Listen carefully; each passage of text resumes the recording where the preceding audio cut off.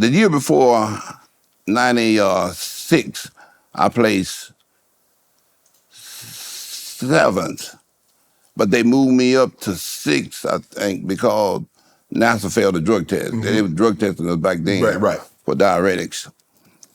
So in 1997, I'm like, man, if I could just make the top 5, I'll be all good. Well, I got 11th. I got 9th. And I'm like, oh, man, I already did this pity party thing, so that ain't gonna work. Right. I ain't gonna quit. So I continue on, and 1998 comes around, and I qualified Miss Olympia again, and went into Canada. So you just keep going back to Canada? I keep going back to Canada every year because I know I got a real good chance of winning. I don't want it like 4 years in a row. I'm like, okay, I got to go back to Canada again. So not to cut you off, Ronnie, so you're saying I got 15th place, I've got 11th place, I've got 9th place, I've got 7th place in the Olympia, and I'm totally drug-free. Well, in 1995, Flex Wheeler was winning all the shows he went to. Actually, it was 1994. He was winning. He won the Arnold Classic. Yep. He was on the tour.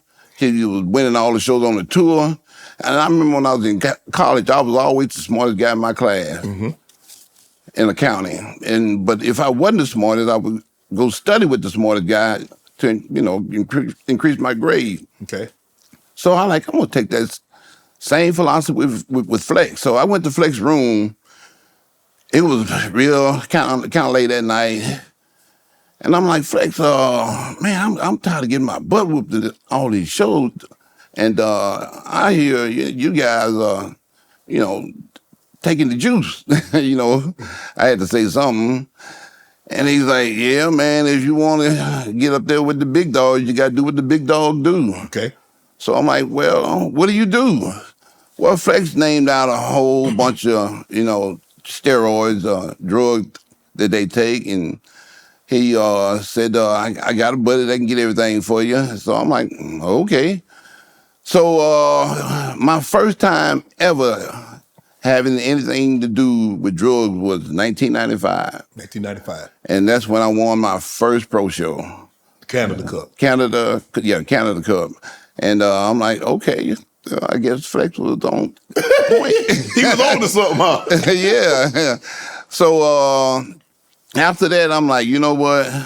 I'm tired of getting my butt whooped. I'm just going to do what these guys do. Right.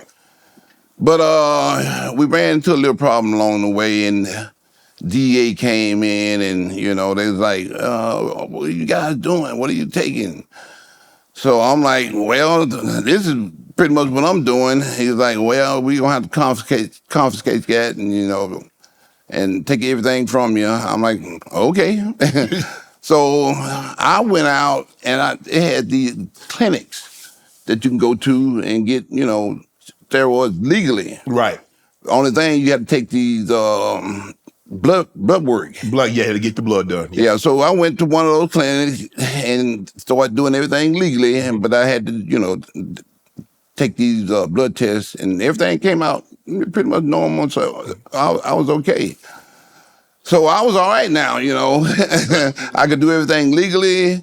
I ain't got to worry about, getting in trouble from doing what I was doing. And from that point on, my career just took off. In 1998, when I went to the Olympia, Flex was the successor. Yeah. Everybody said Flex was going to win. Because there was a stretch there. Lee had taken over. Lee had won 8 straight. Lee retired. No. It was Dorian Yates come in 6 straight. So that's 14 years. Yeah. They've only had 2 guys to win the O. Yep. Lee Haney, he retires after 8. Dorian Yates wins 6. He retires. Now, Flex is the natural. Everybody's like, hey. It's all Flex. It's Flex show to lose. Okay. And I was nowhere in there because I hadn't got nowhere in the top 5. Right. So it was Flex, NASA, Sean, Kevin. Mm-hmm. So in the 98 Olympia, that's who they was calling out. Mm-hmm. And I'm like, oh, man, here we go again. I got 9th the year before, and I'm like, if I could only make the top 5, man, I'd be happy and satisfied because I'm really just doing this for, free membership to the gym. I ain't, I ain't really thinking about winning Olympia, and that never even occurred to me. Right. Because like I said, where I'm from, nobody did bodybuilding. We didn't know anything about it. Correct. Brian taught me everything I knew about bodybuilding. Well, the only thing was Flex was winning all the shows, and they were had those guys, picked to win, be the successor. Mm-hmm. Well, Flex called me on the phone one day. He's like, "Man, who you working with?" I'm like, "Dude, I'm doing my own thing." He's like, "Oh man, I got this guy Chad Nichols. He could Dial you in. Yeah, he can dial you in and make a difference in your physique." So I called Chad. Chad didn't call me back. So I called Flex again. Flex, this guy's not calling me back, man. You told me to call this guy and he was going to help me out, and he ain't calling me back. He's like, "No, just keep calling. He'll call you back." So I called him again. Well, this time he called me back, and I hooked up with him. He changed everything I was doing. He changed my diet. I went from eating 5 meals a day to eating 6 meals a day. Okay. I went from 10 ounces to 12 ounces of protein with each meal to 16 ounces. You eating a pound of protein a meal? I'm eating a pound of protein a meal. What the? And I'm trying everything in my power to stuff this food, and it ain't working. So I'm like, man, he said I gotta eat this food to get big. So I just kept eating and eating. My body finally adjusted to it. I was finally able to, it took about 3-4 months. Wow. For my body to adjust 100 grams of protein with each meal. We talking about 100 grams of chicken, steak, turkey. That's all. Were you eating fish back then? No, I didn't eat fish. Okay.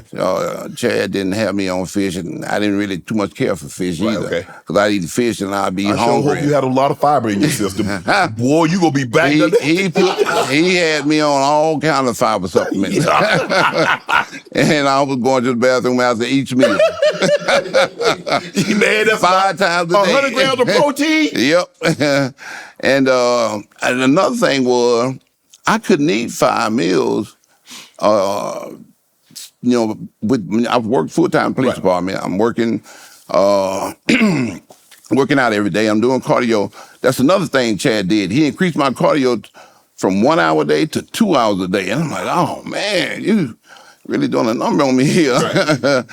And I made it work. Right. And like I said, I was finally able to eat those 100 grams of protein. The only thing was I couldn't get the 6 meals in. So Chad was like, "Well, you need to eat this food if you want to get big." He said, "Try waking up in the middle of the night, eating a meal and going back to bed." So that's what I did. I went to bed every night about 4 o'clock. And I would wake up. 4 o'clock in the afternoon?